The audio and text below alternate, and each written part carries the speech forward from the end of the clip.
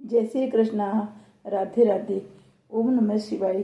सावन का महीना लग गया तो हम सावन महत्म सुनेंगे। सावन का महीना शंकर भगवान को बहुत ही प्रिय महीना है, तो शंकर भगवान के भक्तों को उत्साह सा लगा रहता है कि सावन आ गया, शंकर भगवान की पूजा करनी है। शंकर भगवान की पूजा करने से शंकर भगवान सारे मनोरथ पूर्ण करते हैं। तो आज हम पहला अध्याय शंकर जी के लिए सुनेंगे। सूत जी का कथन। एक बार सूत जी सोनक था अन्य ऋषिगणों कोई सभा में पधारे। सूत जी ने उन्हें आदरपूर्वक प्रणाम किया, बैठने के लिए आसन दिया। उनके बैठने के बाद मुनि श्रेष्ठ सोनक जी ने सूत जी से पूछा, हे प्रभु, हम सब मुनियों की इच्छा हो रही है, आप हमें कोई ऐसी कथा सुनाइए जिसे सुनकर हम सब तृप्त हो जाए। हमने आपके मुख से अनेक आख्यान सुनकर आनंद प्राप्त किया है। आपके मुख से हमने तुला राशि का सूर्य होने पर कार्तिक मास का माहात्म्य, मकर राशि सूर्य होने पर माघ मास का माहात्म्य, मेष राशि का सूर्य होने पर वैशाख मास का माहात्म्य सुना है। अब इन मासों में उत्तम कोई मास हो तो हम सबका माहात्म्य सुनना चाहते हैं। सोनक जी का आग्रह सुनकर सूत जी बड़े प्रेमपूर्ण शब्दों में बोले कि श्रोताओं में निम्नलिखित 12 गुण होने चाहिए। दम्भ रहित, आस्तिक, बुद्धि, सठता रहित, परमात्मा में भक्ति,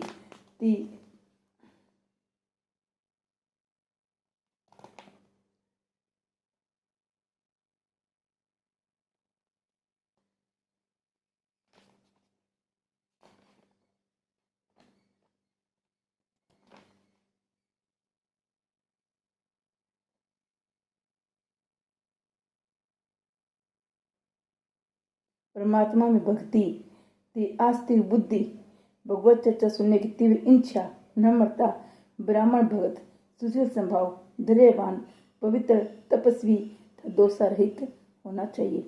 ये सब गुण आप सज्जनों में विद्यमान हैं, इसलिए मैं प्रसन्नता पूर्वक आपको तत्व की बात सुनाता हूँ। एक बार ब्रह्मपुत्र सनत कुमार ने भगवान शिव से पूछा, हे महादेव देव, आप हमारे हृदय में ऐसे मास के महात्म्य को सुनाने की इच्छा हो रही है जो सब मासों में श्रेष्ठ हो। उस मास में कर्मों के करने से अनंत फल की प्राप्ति हो। संसार के कल्याण के लिए ऐसे मास के सभी धर्मों का वर्णन विस्तार पूर्वक बताने की कृपा करें। भगवान शिव ने सनत कुमारों की इच्छा जानकर कहा, वर्ष के 12 महीनों में सावन मास मुझे सबसे अधिक प्रिय है।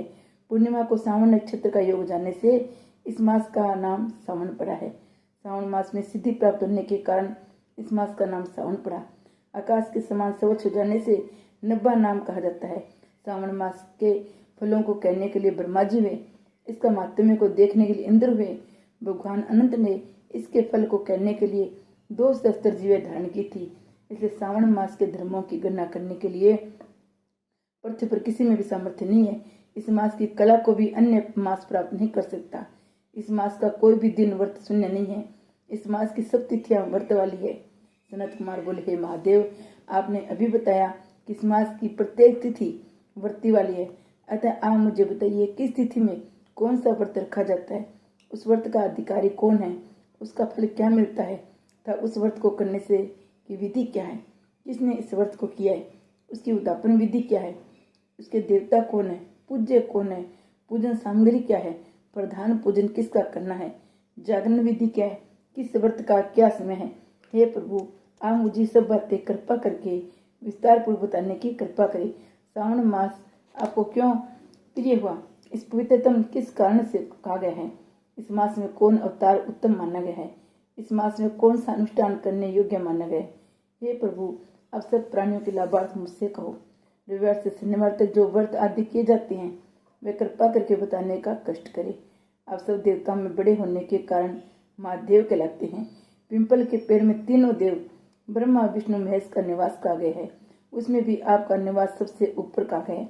आप कल्याण रूप होने के कारण शिव, पाप नाशक होने के कारण हर कहलाती हैं। शरीर में गणेश जी का अधिष्ठान रूप 4 दल का मूलाधार नाम का चक्र है। उसके ऊपर 6 दल का ब्रह्मा जी का अधिष्ठान नाम का दूसरा चक्र है।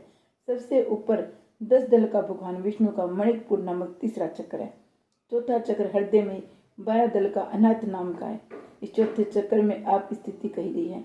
आपका निवास सबसे ऊपर होने के कारण आपको मुख्यता कहा गया है, इसलिए आपको पूजन करने से पंचायतन का पूजन हो जाता है। अन्न को ब्रह्मामय कहा गया है। भगवान विष्णु जल रूप कह गए हैं। जब आप उस अन्न और जल को ग्रहण करते हैं तो आपकी प्रवीणता में किसी को लेस मात्र भी संदेह नहीं रह जाता। आपका शमशान पर्वत पर निवास सब प्राणियों को विरक्ति का संदेश देता है। आपकी यश का वर्णन करना वाणी से परे की बात है। भगवान शंकर सनत कुमार से बोले, हे ब्रह्मपुत्र, आप नम्र है, आप श्रद्धालु है, समस्त 12 गुणों से युक्त श्रोता है। आपने श्रवण मास के बारे में जो पूछा है तो जो पूछने से रह गया है वह सब मैं तुम्हें विस्तार पूर्वक बताता हूँ।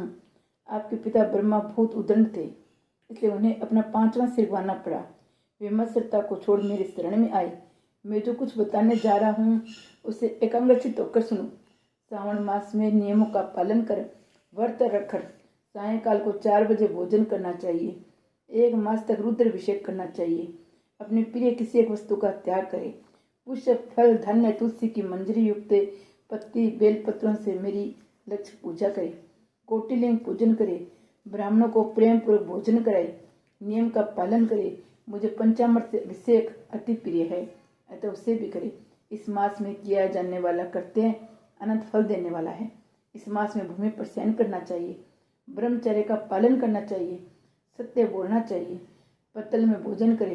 प्रातःकाल स्नान ध्यान करे। इंद्रियों को वश में रखना चाहिए। एकाग्र मन से प्रतिदिन मेरी पूजा करे। इस महीने में मंत्रों का पूरा श्रवण भी उत्तम सिद्धि देने वाला है। गायत्री मंत्र ओम नमः शिवाय का जप करे। श्री सूक्त का जाप अधिक फलदायक है। ग्रह कोटि होम, लक्ष्य होम, अयुत होम करने पर सदफल मिलता है, मनवांछित फल प्राप्त होता है। जो प्राणी इस महीने में एक दिन भी व्रत को छोड़ देता है वह महाप्रलय तक घोर नरक में जाता है।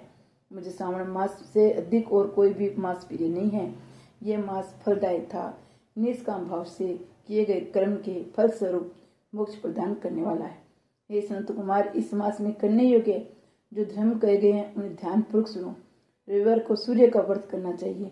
सोमवार का दिन मेरी पूजा का दिन है। श्रावण मास के प्रथम सोमवार से प्रारंभ करके 3.5 मास तक अर्थात कार्तिक मास के अमावस्या तक होने वाला संपूर्ण कामना का अर्थ सिद्धि प्रदाता रोटक नामक व्रत कहलाता है। मंगलवार के दिन मंगला गौरी का व्रत रखा जाता है।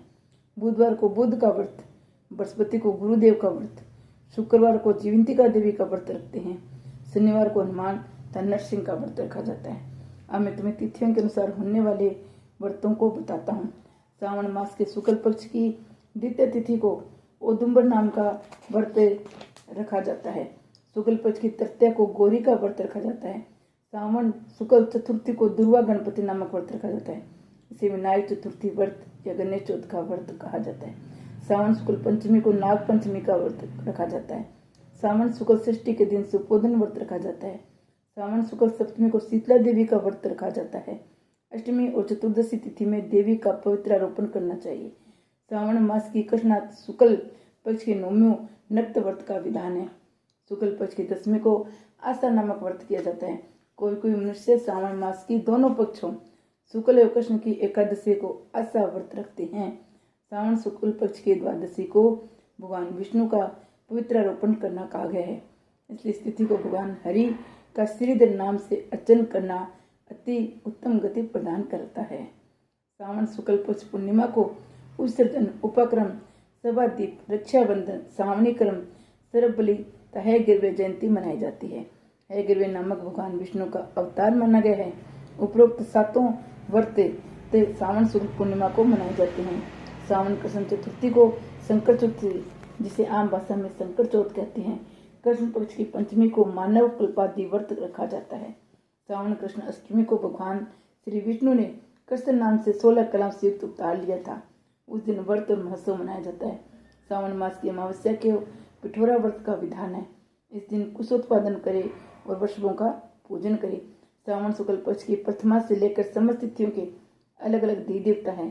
प्रतिपदा के अग्नि, द्वितीया के ब्रह्मा, तृतीय तिथि की गौरी, चतुर्थ तिथि के गणेश, पंचमी तिथि के नाग, षष्ठी तिथि के सकंद, सप्तमी तिथि के सूर्य, अष्टमी तिथि के भगवान शिव, नवमी तिथि को दुर्गा, दसवीं तिथि के यम, एकादशी तिथि को विश्वदेव स्वामी हैं, द्वादशी तिथि के श्री हरि, त्रयोदशी तिथि के कामदेव, चतुर्दशी तिथि के शिव और पूर्णिमा के स्वामी चंद्रमा है। अमावस्या के स्वामी पितर है।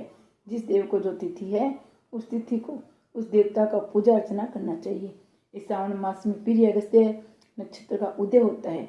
सिंह राशि पर सूर्य के संक्रमण के दिन से 12:40 बीत जाने पर अगस्त्य नक्षत्र का उदय होता है। अगस्त्य ऋषि को 7 दिन पहले से अर्घ्य देना शुरू कर देना चाहिए। जय शिव शंकर बोले भंडारी की जय।